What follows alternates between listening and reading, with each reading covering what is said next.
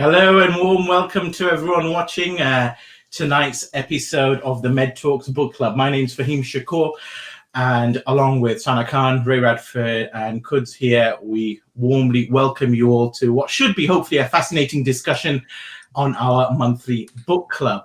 Before we actually start, I just want to familiarize people with the actual rubric and the rules that we actually have. So I'm going to share a screen with PowerPoint slides that I've prepared so people are actually familiar with the setup.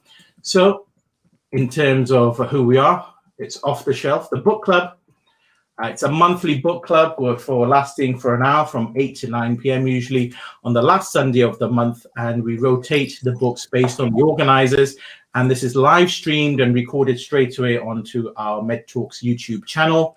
The book club rules are quite simple ones, which you will find on many book clubs, trying to avoid interruptions whilst anyone's speaking. It's okay to have a drink, a beverage, but we try and avoid food. It's always going to be free, and we try and be punctual. And I think we have started bang on time at 8 o'clock. We avoid flaming. That means any insults or disagreements have to be done respectfully, as the topics can get quite emotive. Today's book is The 4-Pillar Plan by Dr. Rangan Chatterjee. He's a very familiar name in the world of healthcare in the UK.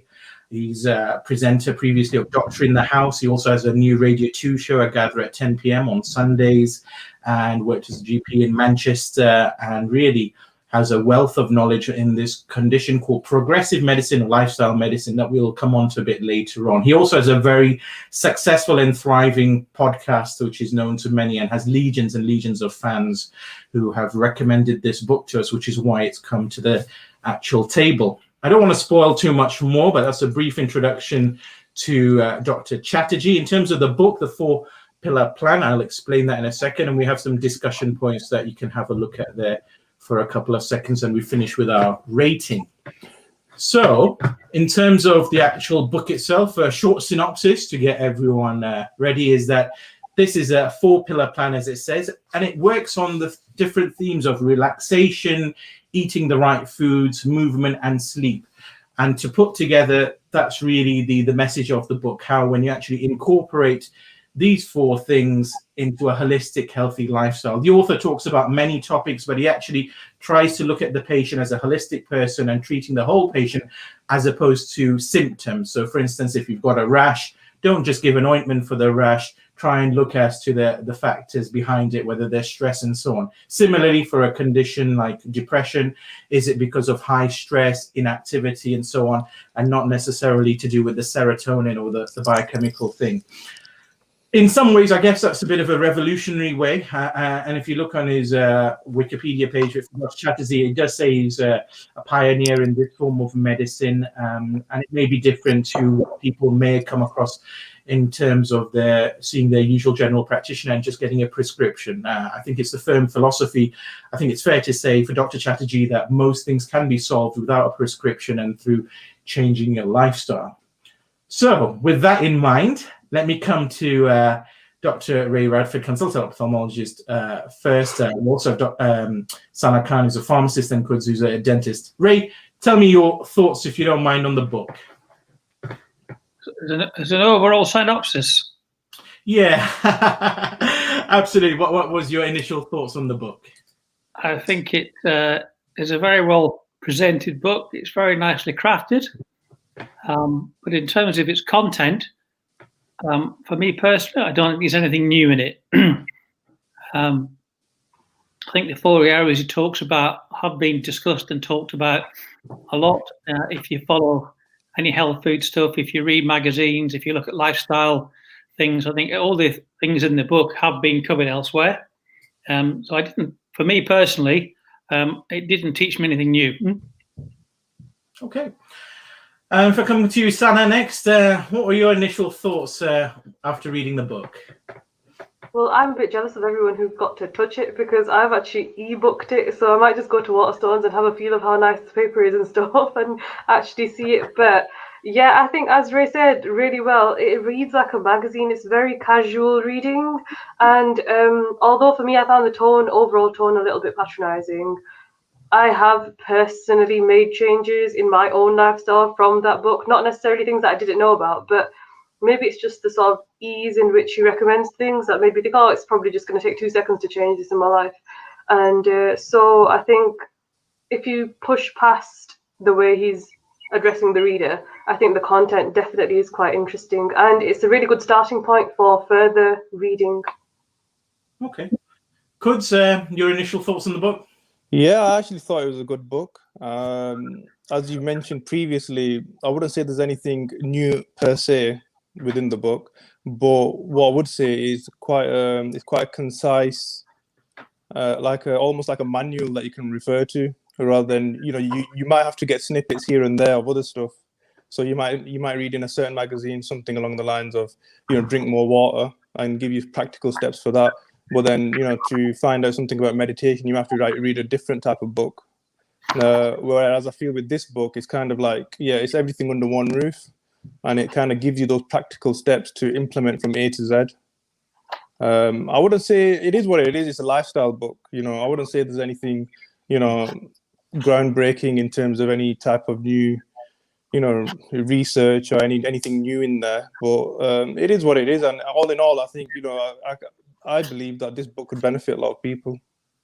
And I think one thing that we have to remember is it's aimed at more of a lay audience, not maybe like a medically qualified audience. So for them, I think it served its purpose. Okay, I think that's an important point. Yeah, you're saying good. Yeah. And the book in itself, to be honest, I think it's a bit too big.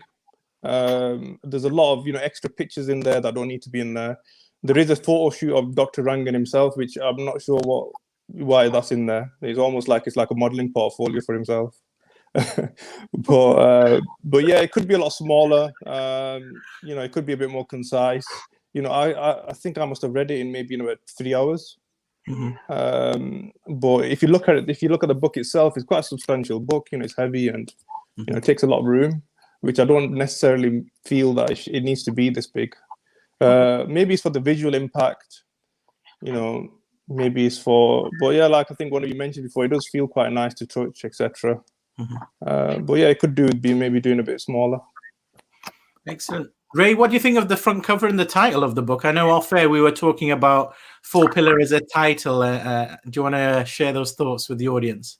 Yeah. I think it's a clever title because it kind of suggests it has ancient authority. We kind of associate pillars with Greek buildings, going back all that time. Big important public buildings seem to be fronted with a big pillar. So yeah, it's a very clever title to suggest it's got great wisdom inside the book. And just picking up there what Kuz just said, I just had a quick count through. There's at least 20, probably a lot more images of Mr. Rangan himself.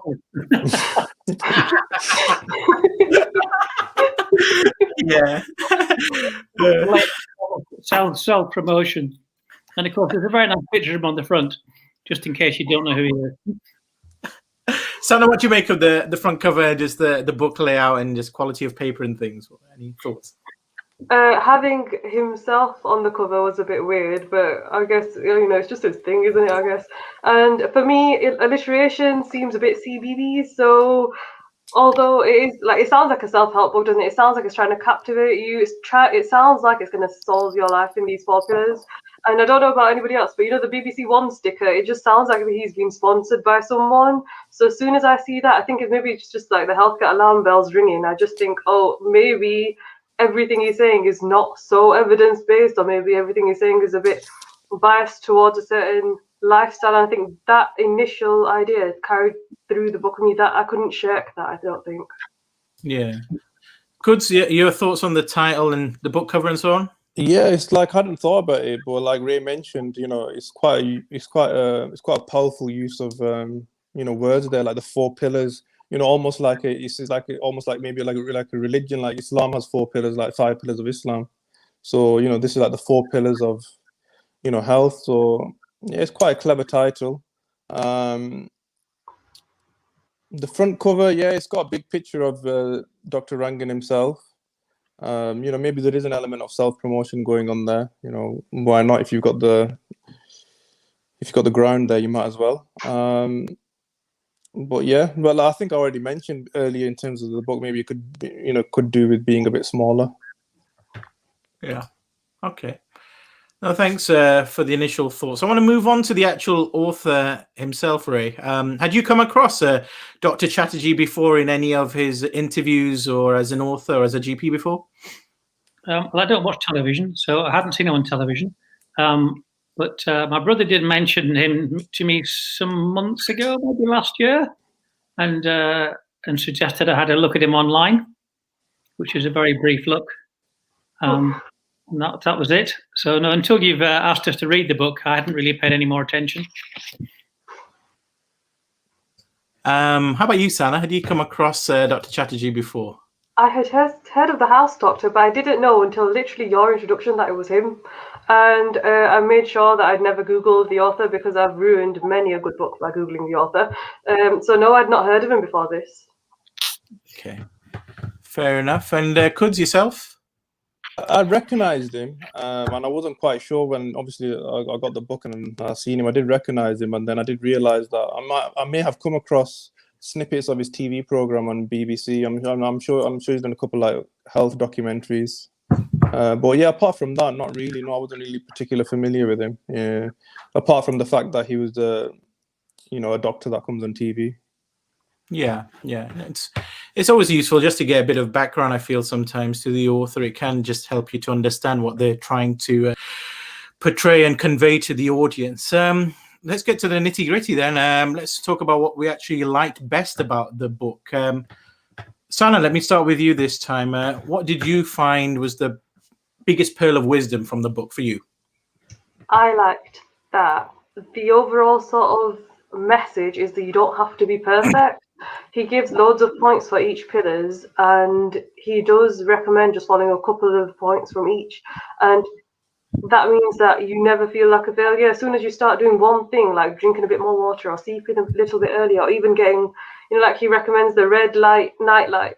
As soon as you make a couple of steps forward, it feels easier to run the whole marathon that is the healthy lifestyle. And I think he's achieved that really well. But yeah, it's just the fact that you don't have to follow every single tick box on those lists to have a healthy lifestyle. Every single step that you make towards a healthy lifestyle betters everything around you and within you. That's what I like the best. Okay. Ray, anything you like best about the book? It's certainly easy to read. It wasn't challenging in any way. And as I say, it's nicely presented. It's got a nice cover. It's got a nice feel to it. The pictures are very pretty. Oh yeah, that's it. Is that it? Yeah. All right, fair enough. I can't put words into your mouth. Could anything you want to say that you found about the book you want to share with us? Yeah, I like the fact that it's like I think I mentioned before, that it's almost like everything's under one in the book. So for example, I think a lot of it is to do with what your current lifestyle is like, how much you're going to benefit from this book. Like majority of people well, some people might have quite a balanced lifestyle. And for them, they're going to look at the book and think, well, there's nothing new in this. I already do all these things. I know how to relax, I know how to eat, and I know how to move, and I know how to sleep. And then people, if you live that kind of balanced lifestyle, great. But there are people out there that are maybe chronically stressed or overstressed, and they're not really focusing on their lifestyle in terms of when I wake up in the morning, what do I do? Do I go outside for a walk in the morning, or do I just kind of wake up and sit in front of the TV cabbaged? And it's them individuals that are maybe living more hectic lifestyles, or maybe living, say for example, if someone's got an obsessive compulsive personality, they might be doing a lot more of one thing during the day and maybe not focusing on anything else in the day. So say for example, they might be just focused on eating and overeating, and they're not kind of adding any balance. But for them, I think it does kind of, because in a day, to have a balanced day, you do need to have a bit of relaxation. You need to have you need to eat, and eat reasonably well. You need a bit of movement, a bit of exercise, and you need, a good sleep at the end of the night. And for that, it kind of gives you a daily routine. Like it says, get up. And it's nothing too, it's not, he gives you practical steps that you could take to do it, rather than, like long things. Like, say, one example is when he mentions like a 20-minute workout in the morning. Like most people can't even comprehend, or it wouldn't make sense to them to do a 20-minute workout. Like they need to set aside. They feel that it's 2 hours, and them are the individuals that probably don't work out. But then he gives you a practical step, and it's definitely better to do 20 minutes exercise than zero exercise. And then it does kind of address them issues, or even like something small, like like you say, to get the vitamin D. Some people might think, well, it's not worth going out in the garden in the morning in winter because you're not going to get any vitamin D. But then he makes a good point in terms of when the level of, I don't know the exact figures, but it was quite a high figure that if you sit in a bright room with a window, you're getting X amount of photons of light, or if you sit in a garden, even on a cloudy day, you're getting like 100 times more. So I feel that it does kind of give these little snippets, but then like I said, if you're already living quite a well lifestyle and you're living well and you're living a balanced lifestyle, you're probably not really going to get much. It might just be a bit of reinforcement, but I think for a lot of people who are living like a hectic lifestyle or chronically stressed lifestyle, they could definitely benefit from it, and that's what I like about it. Yeah. Ray, what didn't you like about the book? Before we go on to that, because that might take longer. You got as long as you want, Ray. I don't know. No, just to go over what Kuds was saying, I was thinking earlier, who would really benefit from this book? And I guess there is a part of the population who perhaps watch too much TV, spend a lot of time online, content on social media, staying up all night. And sort of particularly this last year with the COVID situation, a lot of people probably are feeling very stressed and wondering what to do with themselves. So I think the basic advice in the book is all sound, and I agree for certain people, a proportion of the population, you probably would do well to take the advice in the book. In terms of what I didn't like about the book, is basically the style of the book. A lot of the book begins with, or sentences begin with I. There's a whole theme through the book as though Rangan has somehow taken these ancient ideas and somehow refined them and taken personal ownership of them, which to himself, I'm sure he has, but it's kind of presented in a way with snippets of evidence based on single case studies that somehow this is groundbreaking science. So yeah, it's not a very scientific book. And I think for any number of people who've got general medical illnesses, it could even be dangerous. Yes, I think that's an interesting point you've raised there. Salah, would you agree with those criticisms Ray said, or do you have any different criticisms about the book? Yeah, absolutely. I totally agree with what Ray said about it's a bit of a paradox. His sort of paragraphs start with many millennia ago they were doing this, but then I have created this. And I think what I sort of disagreed with was the labeling of everything. I think we're already in sort of an era where we're labeling every single bit of our time, the relaxation, the sleeping, the winding down, all of that. I know it isn't, but it should be part of the optimum lifestyle anyway. So maybe just removing the labels and making ourselves just a little bit more aware of it is a bit better. But maybe, I don't know, it's part of his personal 10-year plan to create like a model of healthcare, but it's just the constant labeling of things. And when I was reading it and trying to fit in the certain aspects and the pointers to my own lifestyle, I was just like, oh my gosh, like how am I going to fit all of this in? Your timetable will just look hectic, even though sometimes you just have to label something like relaxation. Also, I think, yeah, like I said, it was just a bit of a patronizing tone, but maybe that's because I am a healthcare professional, and I'd love to get someone who isn't a healthcare professional's view on it, because like Ray said, and Goods, the ideas are completely sound. It's all based on real evidence, and it's like many millennia of established practices. It's just that the overall tone, it just makes it sound so. I think modernizing the ancient crafts and how to work and how to rest and stuff, that lifestyle, it's trying to make it really easy, but it's just really labeled, and I just think that would stress someone out who's already quite stressed out. Yeah. Could any criticisms of the book or anything you think could have been improved? Yeah, I do feel like I'll just pick up on a point that Ray made in terms of like single patient case studies, and there was a few of them which was basically just a couple of patients that he treated within the surgery, and they were, you know, like, I made this intervention, and they went and they were fine after that, and it was quite a simple intervention. And in that sense, you know, that may or may not work, so it's not like scientifically backed. So that could be potentially dangerous in that sense. The other thing that I felt that in the book I think there was a bit too much element of self-promotion going on that I picked on, because there was Dr. Rangan Chatterjee.com mentioned and made a note of it over 4 or 5 times in the book, which is a kind of, you know, is that really necessary to mention that part of it? The other criticism I think I already mentioned earlier was that there is a lot of stuff in there, like pictures and that kind of stuff, that doesn't necessarily need to be in there. But I'd say that's the bulk of my criticisms of the book. Yeah, fair enough. Ray, in terms of learning points for the general audience, what would you take away from it? Do you have some learning points from the book, having read it now? I've always been interested in my own health, and I've tried to live a healthy lifestyle for a long time. And I do read things and pay attention to that area. And I've done meditation. Had some very busy jobs, and sleep's been a problem in the past. So I kind of encountered some of these things and worked out ways to sort them out myself over time, because there are a lot of things to read and lots of publications. So as I personally didn't learn anything new from the book.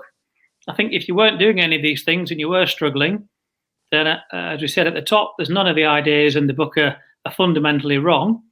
And if you are a busy person and you're not sleeping and you're not looking after yourself and you're taking shortcuts and you're eating takeaways and you're feeling pretty rubbish, then many of the steps in the book would help.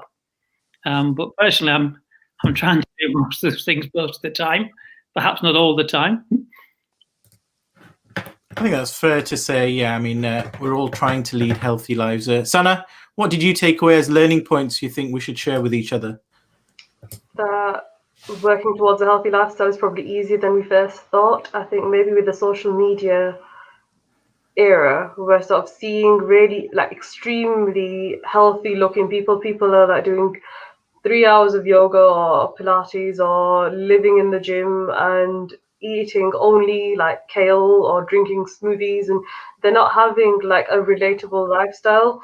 So I think what Dr. Rangan's book actually does is show that the tiny little steps that you can take, they make you feel better, not only in that they improve your healthy lifestyle, but they make you feel better like you're doing something towards a goal, and they're so much easier to implement than you'd think watching anything on social media. So I think that's the biggest thing, and that's why I would recommend the book to read. It's so much easier to implement the things that you'd think of. Okay. And Kuds, what do you think people should take as learning points from the book? I think it's almost like someone who's done, like even with myself, it's like, you know, I've always tried to, you know, implement certain, you know, I've gone through different phases of doing, you know, maybe eating differently or trying to work out differently or trying different things. And, you know, I suppose it's an element of trial and error to see what works for you. And like Ray said, it's, you know, over the course of the past, 15, 20 years, I have made changes and I adapted to, you know, certain challenges, you know, in life. And, you know, and see, you know, it's almost like, you know, how does it make you feel? Does it make you, if it makes you feel good, carry on. If it makes you feel good, worse, maybe try something different. But I think Dr. Rangan, it is a lot. It kind of you kind of bypass all that trial and error, and he kind of gives you more of a concise kind of way of doing it. So, say for example, like I said, you know, there's a mention in there of you know, exercising too much. That, you know, a lot of people might not be aware of, but, you know, it definitely is something that, you know, can harm you, you know, exercising too much. So it kind of does address that issue. So like Sana said, you know, we're living in a period and a time where everyone feels that, you know, more, you know, more is better. You know, with all these, you know, social media influencers and, you know, like almost like these bodies on the internet that, you know, it's almost like obsessive type. But this kind of gives you more of like for the, you know, the average, you know, your normal people that, you know, just to kind of, you know, live a decent, healthy, maintain a healthy weight, live a decent lifestyle, and you don't have to kind of kill yourself in the gym to do that, or you don't have to kind of live on 300 calories a day. You can eat a varied, balanced diet. You can do a bit of exercise, and you can not exercise doesn't mean going out and running full pelt for 30 minutes. An exercise can you could equally benefit, if not benefit more, from just going on a 40-minute walk. So it kind of addresses, it kind of grounds people in terms of implementing these measures. Don't put too much pressure on yourself, because what will end up happening if you put too much pressure on yourself to do a lot, or like I said, say for example, if someone might think that if to work out, to have a good workout, you need to work out 1.5 hours. Most people have not got 1.5 hours in the day if you've got a family to work out. So they probably think, if I can't put in 1.5 hours, I won't do it then. But it kind of highlights the fact that no, it doesn't have to be that. Like he mentions, like even at work, make that into a bit of a workout area by doing at your desk, get up and do a few squats and that kind of stuff. So in that sense, these are good takeaways that I took from the book. Not specifically for myself, because a lot of it I've already kind of I've kind of reached my own kind of balance, and try a lot to live a somewhat reasonably healthy lifestyle. I've kind of given up on achieving a magazine cover physique or whatnot. But it's all about kind of like living a balance. But I'm saying that for anyone else reading the book that that might not be doing it, they could benefit from that. And so I've taken away from that, and I would kind of, if I see someone that could benefit from it, I'd probably pass them this book and say, have a read of it. Good. So it's not a coffee table book. Well, yeah, it could do both. Ray, what have you started implementing, if anything, from the book? Anything actually precise, measurable, or even just of interest to the audience that you've actually taken from the book and you now incorporate as part of your lifestyle? One or more things? I haven't taken anything from the book. I'm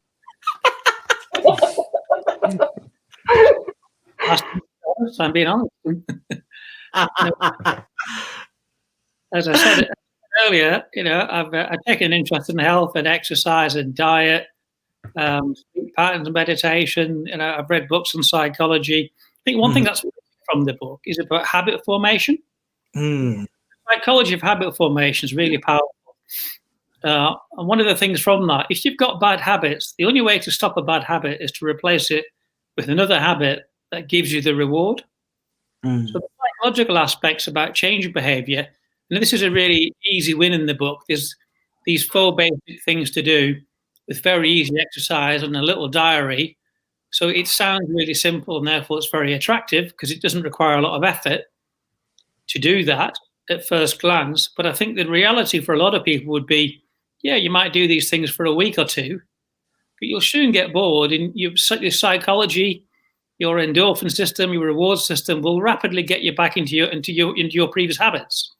If it's really easy just to get a bit more sleep and shut your eyes for 5 minutes in the afternoon and do a couple of squats, that all your ailments, your anxieties, your depression, your bowel condition, and all these things would go away within a matter of days, which is one of the claims in the book. Just too easy. It's very attractive, but it's not genuine. The evidence for habit formation, as I say, is you've got to replace bad habits with other habits that give you the same reward.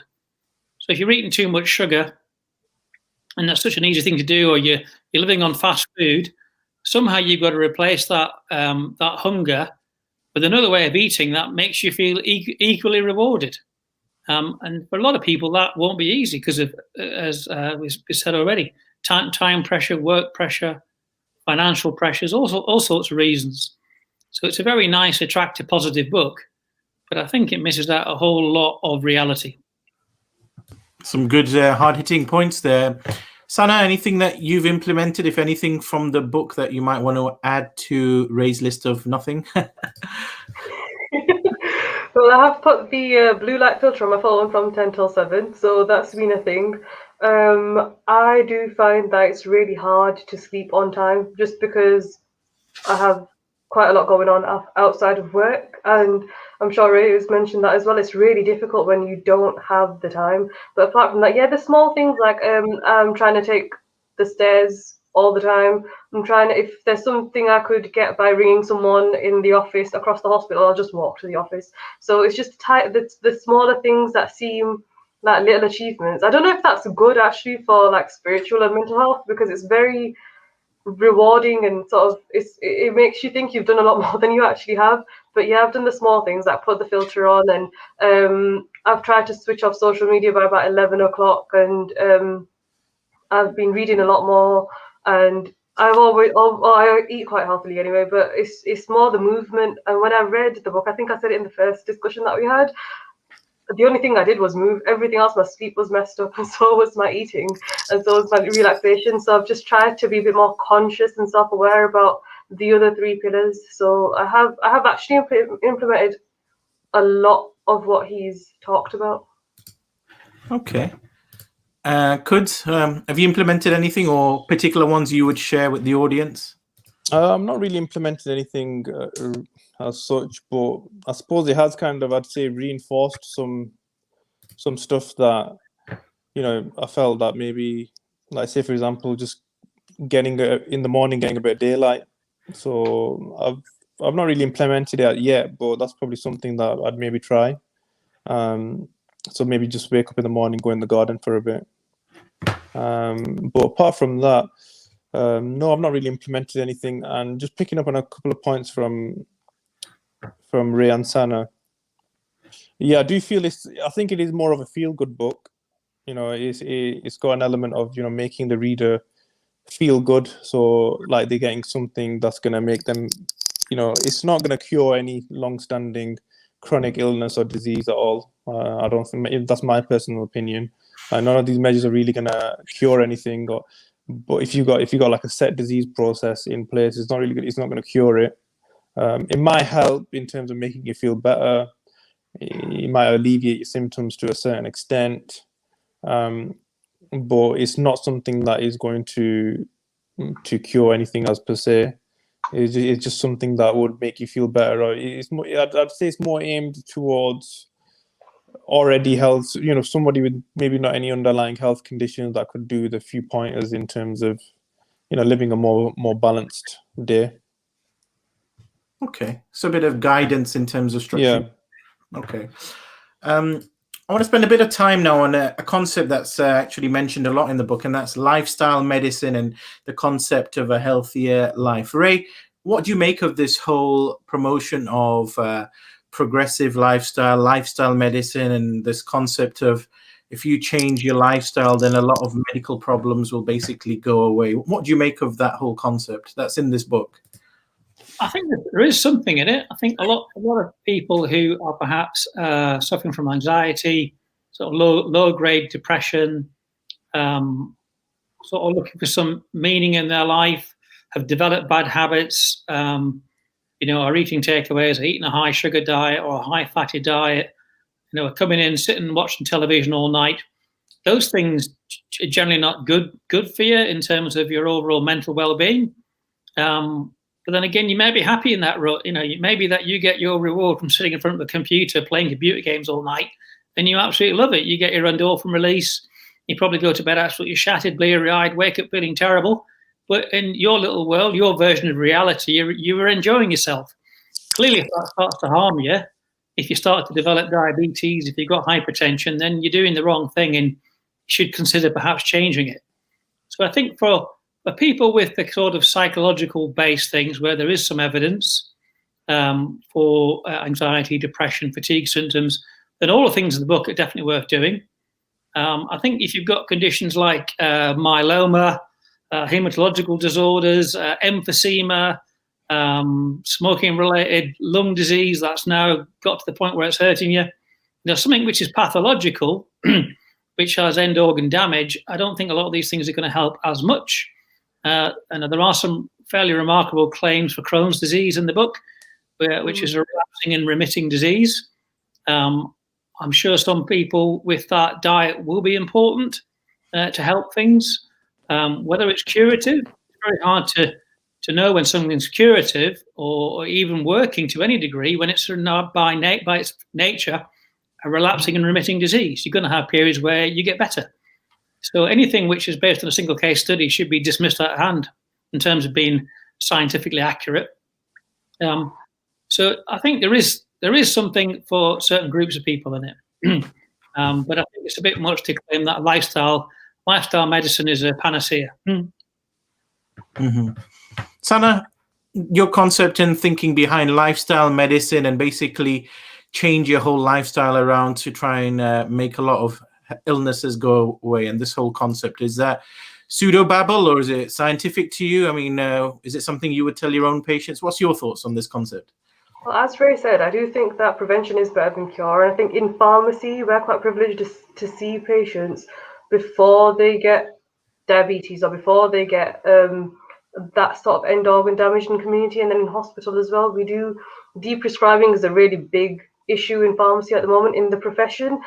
But I think he makes the mistake of pointing out that lifestyle medicine and all of these recommendations are very personalized. If someone's got arthritis in their knees, you're not going to tell them to do 10 squats every night. Like, it doesn't make any sense. But I think it's very reductionist in that lifestyle medicine. I've not even heard that phrase before, but recommending lifestyle changes to cure a disease, I don't think that as a concept makes that much sense. But to reverse the progression of a disease that hasn't got to a point where your organs are damaged to the point of no return, I think that is something that's been embedded certainly in pharmacy. So pharmacists do it all the time. We talk to patients about losing weight. We recommend they get more sleep, keep a sleep diary, keep a diet diary, see the triggers, identify triggers for migraines and Crohn's exacerbations, all of that sort of stuff. So I feel like as a pharmacist, when I was reading it, everything he's telling us to do, we talk to patients about anyway. But with the added bonus, I guess, that should just be everyone should get this, is it's very personalized to that person's lifestyle. If they're taking inhalers, how to use them. If they work a really busy lifestyle, what kind of things will work for them.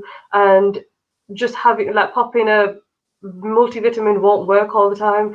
And I also think he's been quite dangerous in that he's it's, you know, the vitamins and the turmeric and all that sort of stuff. He's talking about how it's anti-cancer and all that, which is fine. But as a surgical pharmacist, personally, they increase bleeding risk so much that people have hematomas after surgery. If you're taking certain things like isotretinoin, then if you have something with vitamin A in it, it can be quite detrimental to your health. So I think herbal medicines need a little bit more urgency around them. So I just think the personalized care doesn't come with this book, and maybe that whole science. Yeah, it's an interesting concept, personalized medicine, which is what we've moved on to. And so sweeping statements holds less value. Kuds, is that something you believe, or what's your philosophy regarding lifestyle medicine? Have you heard of it before you read the book, and what have you learned or changed your opinions on it after reading the book? I have heard of lifestyle medicine, and to be honest, I was a bit surprised because I may be wrong here, and you might have to correct me on this, but I felt that Dr. Rangan was making out that, you know, that he doesn't mention that he's working in a GP practice and he's seeing over 40 patients a day. But the feeling that I get is that he's saying that he manages all his patients just with this lifestyle medicine, which I find very hard to believe. You know, lifestyle medicine has got a place, and it is effective, but that is more from a preventative point of view. You know, once a disease, like you previously mentioned, once a disease actually takes place, or someone's got cancer, that kind of stuff, you know, this stuff's not really going to work, and that's quite dangerous if you feel that, you know, this is going to work on that. And I'm sure in his day-to-day clinics, if he's still practicing as a GP, he's not just using this to treat his patients. I'm sure he has to employ, you know, he has to refer patients on for chemotherapy, etc.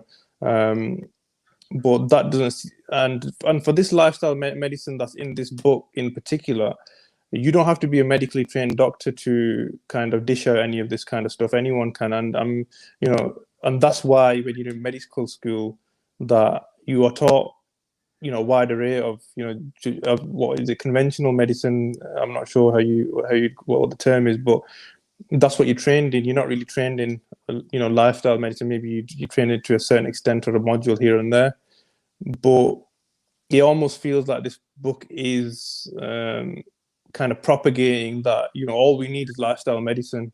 We don't need anything else beyond this. But yeah, like I said, it does have a place. This is my personal opinion. It does have a place, and it's more in the prevention area, not so much a cure area. And it's not just a case of and lifestyle medicine has to be an accessory to be used with other forms of treatments, not just this. But I feel that this book is kind of pushing that this is the be all. We've missed out something. We've been doing something wrong all these years. That this is what we should be doing.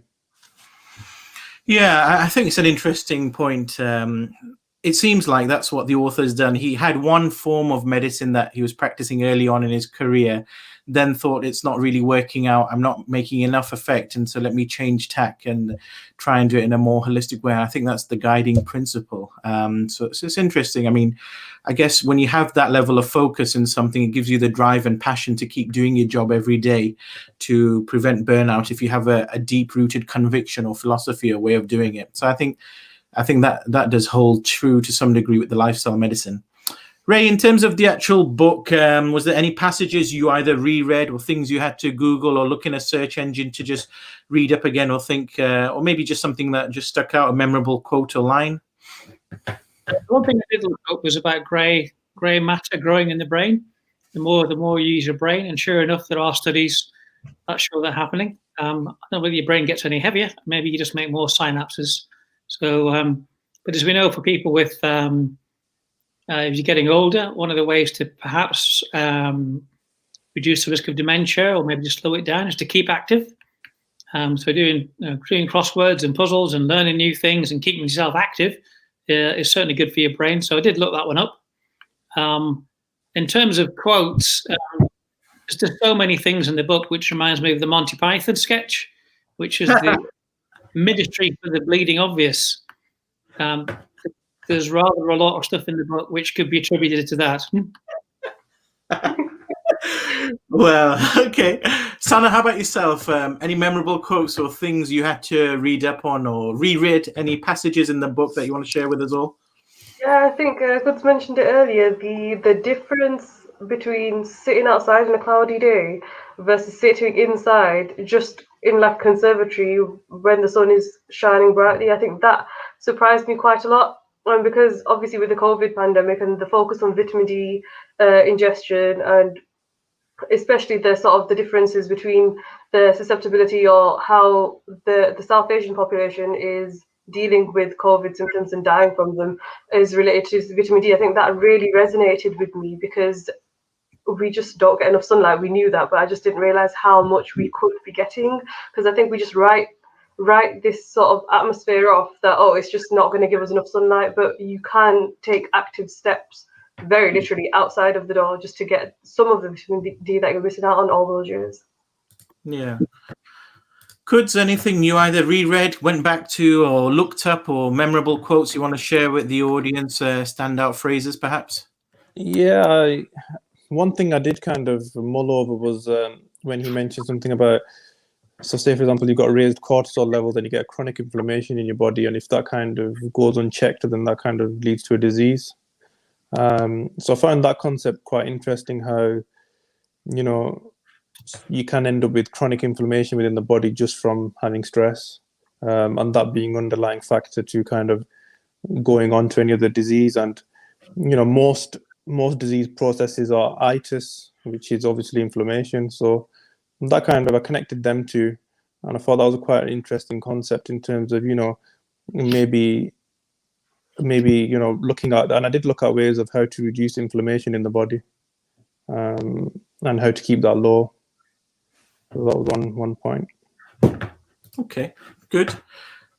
Ray, in terms of the pandemic, which is what we're in, obviously this is being televised and live streamed end of January in 2021. Is there any nuggets from the book which someone could actually implement in terms of the pandemic or relate it back to the pandemic, either from lifestyle medicine or just from the 4 pillars?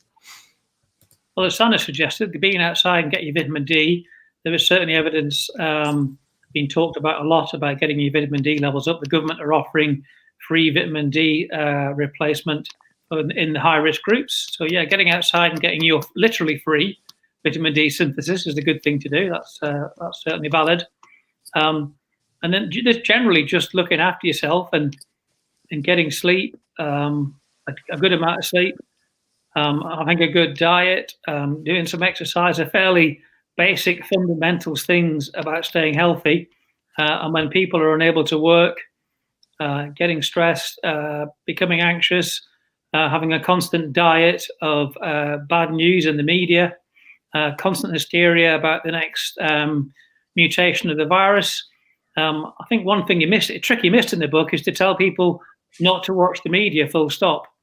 Mhm. Your own version of reality, the life you have with the people around you, usually is very little impacted by what's being presented in the media. You probably have a much happier, better life and sleep a damn sight better if the last thing you don't do every night is watch the 10 o'clock news and listen to loads of bad things.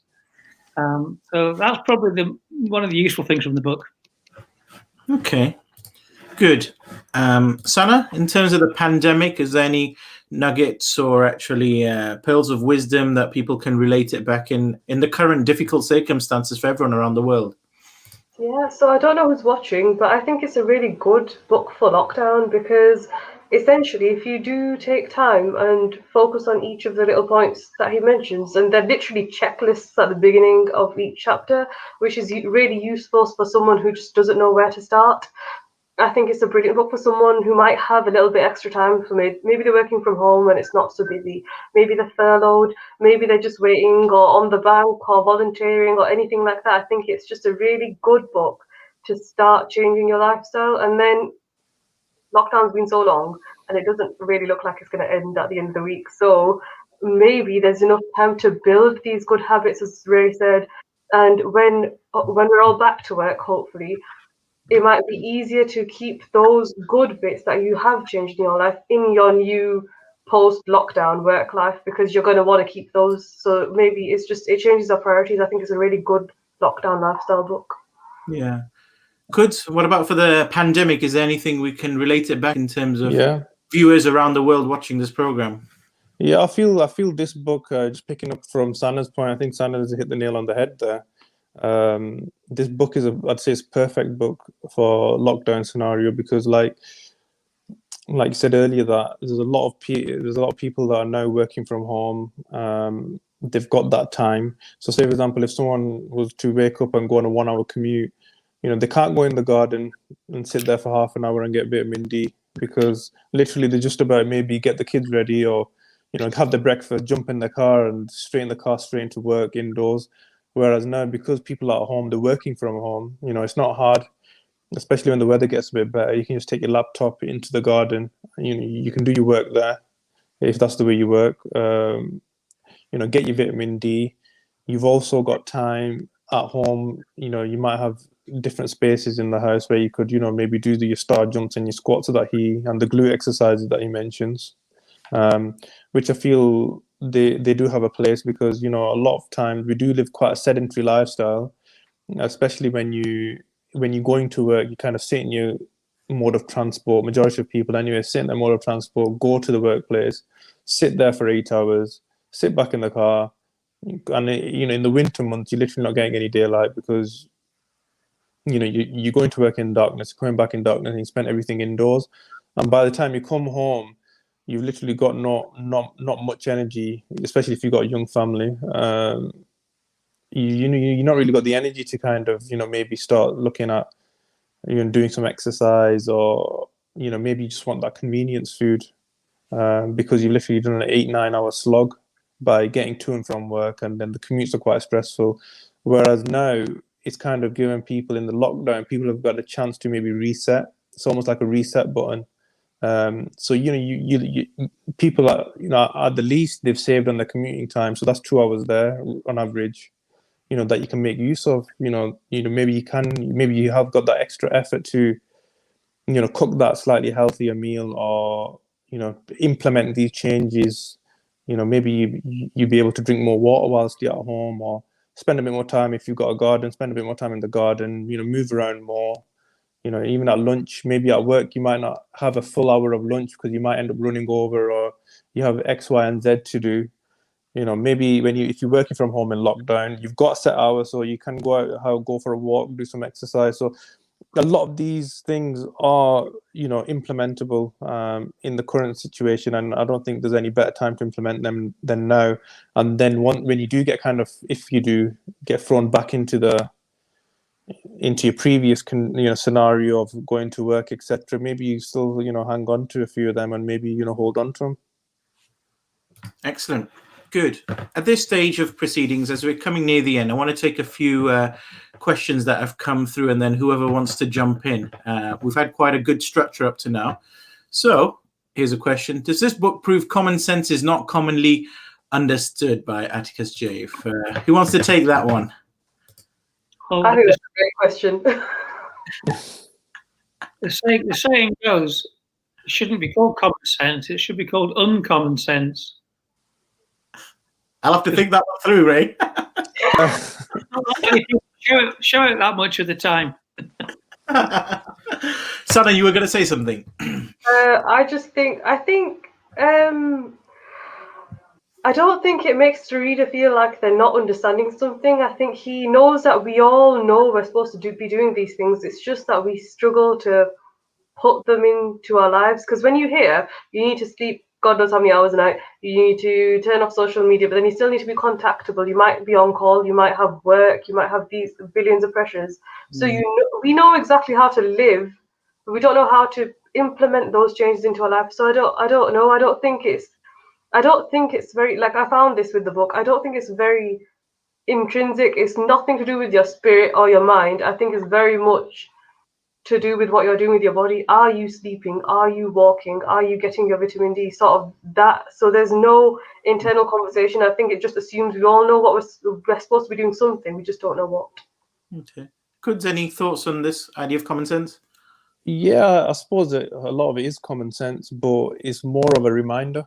I'd say this book, it's not really saying that you're not got common sense. It's more of a, maybe bringing certain concepts from the subconscious to the conscious for the reader, and then allowing them to maybe implement it. So it's more like a reminder, I'd say. Okay, excellent. Let's take another question that's come through. Familiar face. How would the speakers define health and fitness? Does one size fit all?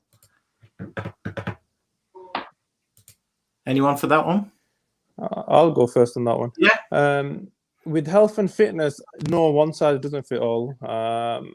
It is something that's, I suppose you've got certain measures of health and fitness that you might aspire to, like maybe so say for example a fitness test, that would maybe say, if you pass, you're fit. If you so say for example a military test, that could be classed as a fitness test. But then that is a measure for the military. Like for the average population, yes, there's a different measure.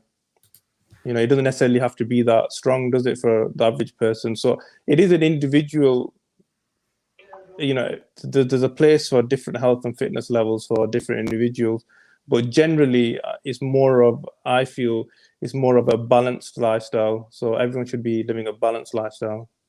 And then as a byproduct of that, you will be, I'd say, healthy, physically and mentally. Yeah. Sana, anything about speakers, in terms of defining health and fitness? Does one size fit all? I think it's an interesting question. It is, because it depends how you define health, I guess, because there's all sorts of health, and I think we focus in this book a lot on physical health and its direct effect on mental health, but there's so many other aspects that it misses, like social and spiritual and all that sort of thing, all that sort of thing. So just like I said, I don't think I've got anything specifically huge to add. Basically, it's all to do with you as what you want in your lifestyle, and that's why we have personal trainers. That's why we have pharmacists and physios and all that sort of thing, to get you to a level where you're at your own optimum, which will definitely not be the optimum of someone who's next to you. Yeah, no, I think that's interesting. Let's carry on with a bit of the structure. How did he apply his cultural background and upbringing in this book? Kuds, can I go with you on this one? You know a little bit about the author and his background now. Is there anything you think he brought in from his background into the book? Yeah, so from what I can see, he's from like a South Asian background, and he does mention that his upbringing, he had meals like curries, etc. I think there's a slight mention in there that they used to eat at the table. Like there's part where it says reclaim your dining table, and where his family did used to sit down and eat as a family. And then, he started wanting to watch Neighbours, and his mum used to bring him his food in front of the TV.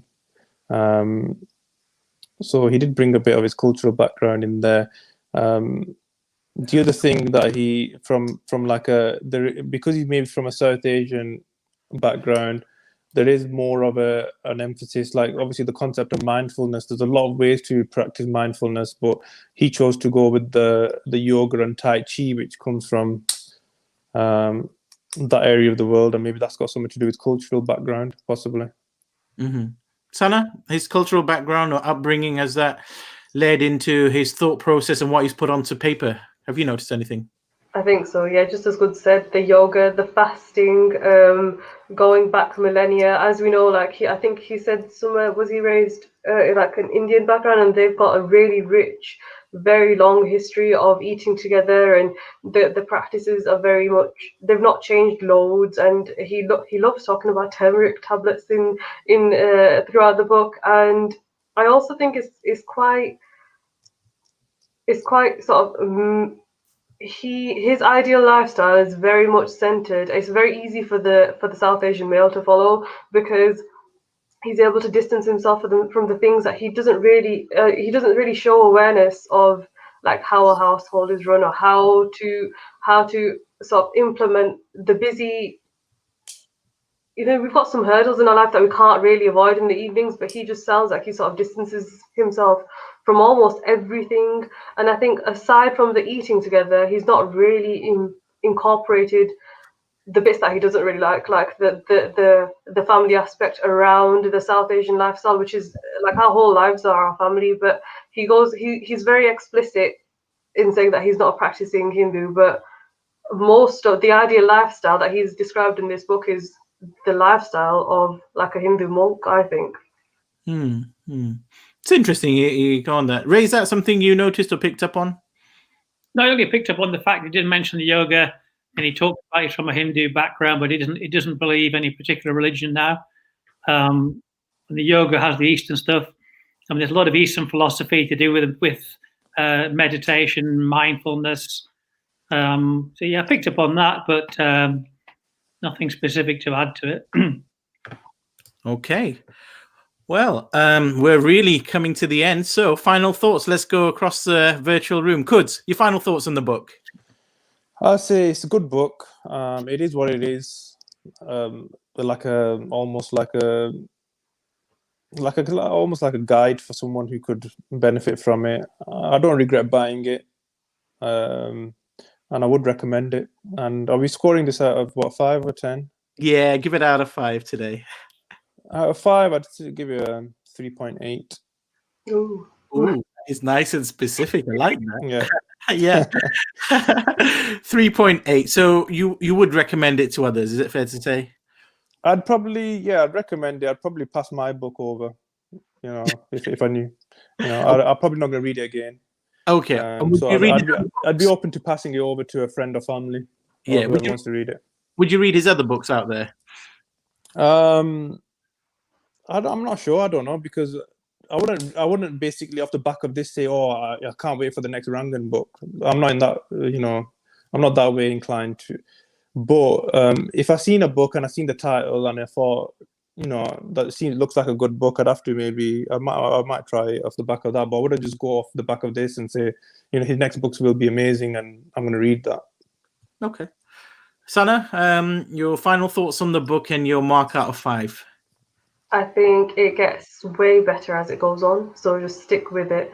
In terms of recommending, I would recommend it to someone who had any sort of problem, but I would also recommend that implement the changes that you think are feasible in your life, see how they work for a week or two, and if you don't feel any benefit, then go to a healthcare professional, go to your pharmacist, your GP, a doctor, anything, but don't stick with it. It's fine if it doesn't work for you. That's absolutely fine. And marks out of 5, I think, this is such a cop out, but it's 2.4. Then if, if I can do that, I feel like it's not half. It's probably less than half, and I don't. Yeah, just as good said, I wouldn't want to read it again. I'll pass it on. And unfortunately, I don't feel like a Ranga fangirl. Like I'm not gonna. I'll probably listen to his podcast or his radio show just to hear what he sounds like, if he's as charismatic as he is in the book. And I might watch an episode of The House Doctor, but that's it. That's it. Ray, what's your mark out of 5 and your final thoughts on the book? Well, my final thought is at the back of the book, when you go into the shop, it says Rangan is revolutionizing the way we think about health. My reply would be, no, he's not. I would round up my score to 2. 2, yeah. That's fair enough. Actually, yeah. Yeah, so that's good. I mean, off air, you were talking if negative marks are allowed, so 2 is good, I think. Yeah, I mean, I'd go along with that. I haven't talked much tonight, and that's deliberately because I wanted to hold back from my own views. But yeah, I would give it a 2 out of 5. I know my co-host and also couldn't be here. Also 2 out of 5 for me. So yeah, so we've got 3.8, 2.4, and then 3 lots of 2s, I think. Okay, giving an average of between 2 and 3, I guess. Which is where it is. I mean, I can't really recommend the book to others, and really, yeah, it'll end up being on my coffee table now. So yeah, it is what it is. What's that, Salah? Keep it. Yeah, I mean, happily give it to someone if they want as well. So yeah, but you know, I'm always willing to take on board thoughts and ideas for book clubs. And if anyone watching, please do get in touch if you've got further books. Now is probably a good time then to actually tell people as to our next book. So our next book is Biracial Britain, A Different Way of Looking at Race. So that's the name of next month's book. I can't say much about it. I only heard about this, but I gather we've managed to get hold of the author for this along with someone else. So hopefully that should be of interest to people. So if you're enjoying the book club, please do actually come along. As I said, next month is Biracial Britain by Remi Adekoya, A Different Way of Looking at Race. And race is obviously in the news, not just in the UK, USA, but across the world. So 8 p.m. Sunday, February 20th. All that remains for me to say tonight is a big thanks to all of my guests. Hopefully the ticket timer is saying thank you, Sana. Thank you, Ray. And thank you, Kuds. I've really enjoyed listening to you all and getting your perspectives on this book. And it's good to get a range of opinions from different healthcare professionals. And hopefully it sparks some discussion at home as well for those of you watching. A big thank you to my guests and to all of you watching tonight. I've been Fahim Shakur, your host tonight. And please do check out Med Talks in your free time. Thank you so much and a good evening wherever you are.